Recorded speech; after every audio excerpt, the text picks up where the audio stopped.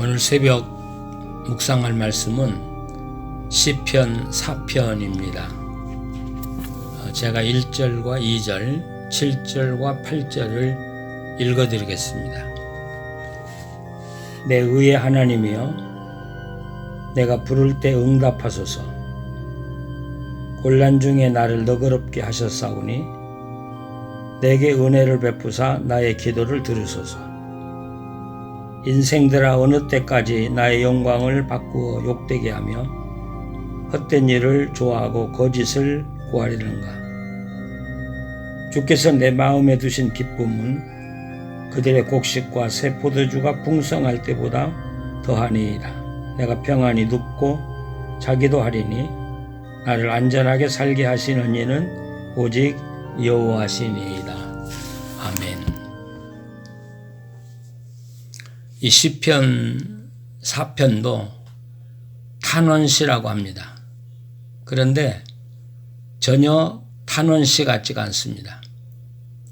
울부짖거나 때를 쓰듯 호소하지도 않습니다.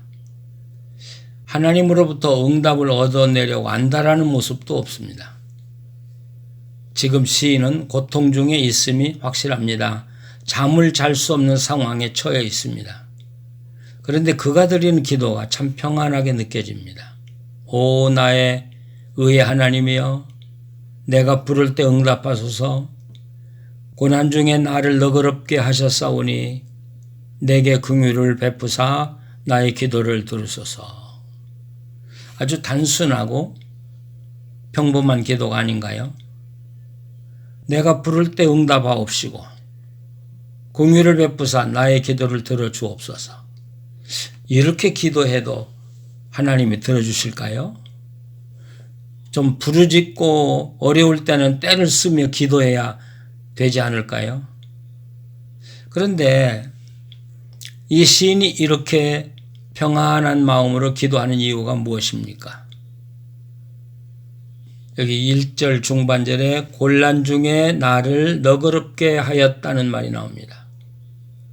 이 시인이 고난 중에 기도했었는데 야훼 하나님께서 그 고난에서 벗어나게 해 주셨다는 고백입니다.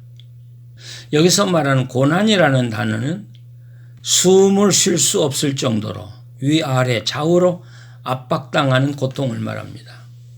얼마나 답답하고 어려웠겠습니까? 그런데 너그럽게 해주셨다, 이건 고난에서 풀어주셨고 건져주셨다는 뜻입니다. 완료형입니다. 완전히 깨끗하게 해결해 주셨다는 말입니다. 쉼을 쉴 수 없는 고통 속에서 나를 해방시켜 주지 않으셨나요? 그런 기도입니다. 그뿐 아니라 이 시인은 하나님을 내 의의 하나님이라고 부릅니다. 여기서 의의 하나님이란 내가 의롭다는 사실을 아시는 하나님, 또는 나의 의의 변호자가 되시는 하나님이라는 뜻입니다. 내가 얼마나 의로운가를 하나님이 알고 계신다는 것입니다. 이전에도 고통에서 해방시켜 주셨다는 하나님, 나를 의롭다고 여겨주시는 하나님, 그분에게 기도하기 때문에 담대하고 그리고 자신만만합니다. 저도 참 하나님으로부터 많은 병을 고침을 받았습니다. 그렇기 때문에 이제는 몸이 좀 아파도 염려하지 않습니다. 이전보다 더 큰 질병을 고쳐주신 하나님이신데 하나님께 의논하면 된다고 하는 확신이 제 마음속에 있습니다. 큰 소리로 부르짖는 기도도 중요합니다. 부르짖는 기도는 여럿이 함께 교회나 사회나 또는 우리 주변에 어려움을 당하는 우리 형제자매들 또는 나라의 중대한 문제를 놓고 또 이 세계의 어려운 문제를 놓고 기도할 때는 우리가 부르짖는 기도가 필요하다고 생각합니다. 그러나 개인 기도에서 정말 하나님을 신뢰한다면, 하나님이 나를 알고 내가 하나님을 안다고 하면 부르짖고 때를 쓰는 기도가 필요할까요?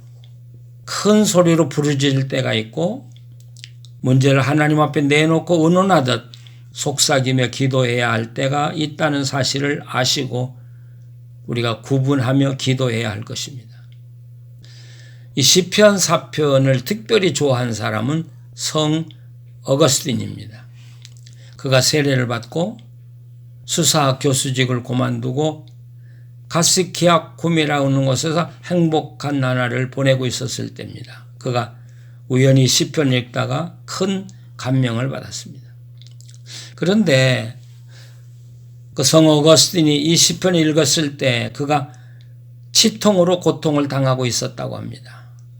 일생 동안 그처럼 심한 치통을 겪은 적이 없다고 합니다. 그런데 거기 모인 사람들과 함께 기도할 일이 있어서 간절한 심령으로 기도하러 무릎을 꿇자마자 그 통증은 씻은 듯 사라졌다고 합니다. 이렇게 고백합니다. 무슨 통증이 그리도 쉽게 가실 수 있었는지요? 내년에 하나님이여, 내가 고백하오니 나는 정말 놀랐나이다. 이는 그와 같은 통증은 내가 어려서부터 한 번도 겪어보지 못한 것이었나이다. 그런데 기도도 하지 않았는데 통증이 순간 딱 멈췄다는 것입니다. 이 시인은 2절에서 자기가 기도하는 데서 자기를 대적하는 자들에 대한 충고로 바꿉니다. 인생들아, 어느 때까지 나의 영광을 받고 욕되게 하며 헛된 일을 좋아하고 거짓을 구하려는가? 여호와께서 자기를 위하여 경건한 자를 택하신 줄 너희는 알지어다. 내가 그를 부를 때 여호와께서 들으시리로다. 이 구절은 너희는 알지어다로 시작합니다. 대적들을 향하여 너희들은 알아라. 그리고 헛된 일을 중단하라고 합니다. 시인은 자기 현재 상태를 나의 영광이라고 말합니다. 나의 영광은 이건 하나님이 주신 영광이라는 의미겠죠. 하나님이 주신 나의 영광을 끌어내리려고 한다고 해서 그게 무너지겠느냐? 또 자기를 하나님이 선택하신 경건한 자라고 합니다. 그래서 하나님께서는 내가 기도하면 들어주시는데 어떻게 너희들이 나를 더럽힐 수 있을 줄 아느냐고 반문하는 것입니다. 시인을 괴롭히는 자들은 지위가 높은 사람이었던 것으로 보입니다. 힘과 권력을 가지고 시인을 꺾으려 했습니다. 그러나 이게 헛된 짓이라는 것입니다. 하나님이 나를 아시고 하나님이 내 편인 이상 너희들은 나를 깎아내릴 수 없고 너희들이 하는 것은 헛된 짓이라고 말하고 있습니다. 왜냐하면 내 영광은 하나님이 주신 영광일 뿐 아니라 또 나는 하나님이 선택해 주신 경건한 자라는 것입니다. 하나님의 사람들이라면 이 시인처럼 당당해야 하지 않을까요? 하나님이 나를 인정하시고 기도하면 응답해 주신다. 나는 하나님의 영광을 누리고 사는 자들이다. 누가 나를 해야겠는가? 얼마나 당당합니까? 무엇을 염려하겠습니까? 무엇을 하든 어떤 경우를 만나든 두려워하지 않습니다. 그래서 이 시편 4편도 다윗의 시라고 주장하는 학자들이 많습니다. 3편이 압살롬에게 쫓겨가던 날에 쓴 것이고 4편은 2, 3일이 지난 후에 드리는 기도라고 말하기도 합니다. 그래서 이 시편 3편을 아침 묵상이고 4편은 저녁 묵상이라고도 말합니다. 여러분, 하나님과 나와의 영적 거리가 있다는 걸 아십니까? 마치 많은 별들이 태양 주변을 돌 때 어느 별은 가깝게 어느 별은 좀 멀게 돕니다.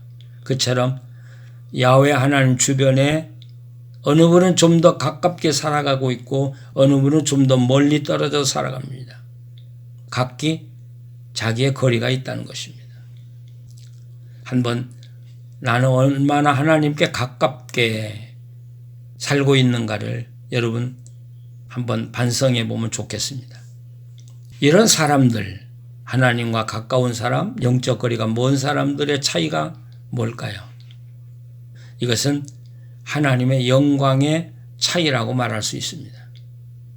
영적 거리가 가까울수록 하나님의 영광이 충만하겠죠. 그만큼 하나님께 기도하기가 쉽겠죠. 하나님이 그들의 기도를 빨리 응답해 주시겠죠. 시인은 이 야훼 하나님과 굉장히 가까운 사이로 살고 있는 분입니다. 성경에 보면 아브라함, 모세, 다윗, 바울 같은 분들은 우리가 감히 따라갈 수 없는 친밀한 교제를 하나님과 함께 나누고 살던 종들입니다. 오늘 시편의 이 기자도 하나님과 굉장히 가까운 관계를 가지고 살아가는 자입니다. 그래서 어려움을 당할 때 하나님의 영광 앞에 엎드려 기도합니다. 자신만만합니다. 두려움이 없습니다. 그래서 5절, 6절은 자기를 따르는 사람들에게 주는 위로와 지침입니다. 지금 우리가 쫓기고 압박을 당하고 있지만 분노하지도 말라.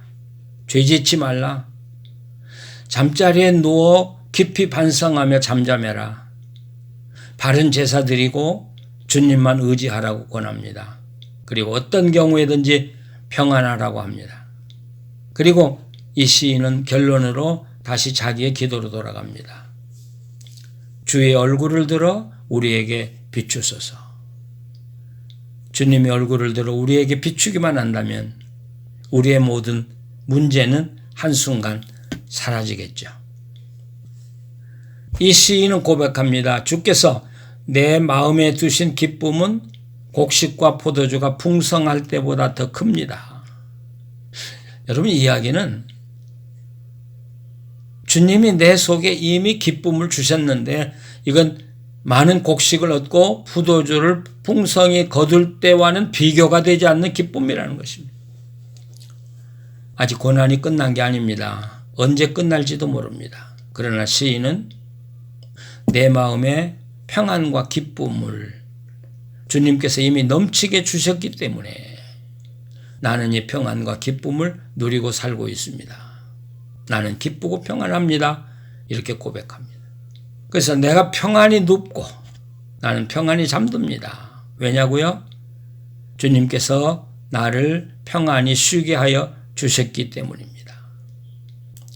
눕기도 하시고 또 쉬게도 하신다는 이 단어는 히브리어의 미완료형입니다. 지난번에도 이야기했죠. 미완료형은 과거에 눕게도 해주셨고 쉬게도 해주셨고 지금도 눕게도 하시고 쉬게도 하시고 앞으로도 그리 하실 거라는 것입니다. 이 시인은 지금 어려움 중에 쫓기고 있습니다. 고통을 당하고 있습니다. 그런데도 편안하게 눕습니다. 그리고 평안히 잠들기도 합니다. 그리고 평안한 마음으로 쉼을 갖기도 합니다. 왜? 하나님께서 평안과 기쁨을 이미 주셨기 때문입니다.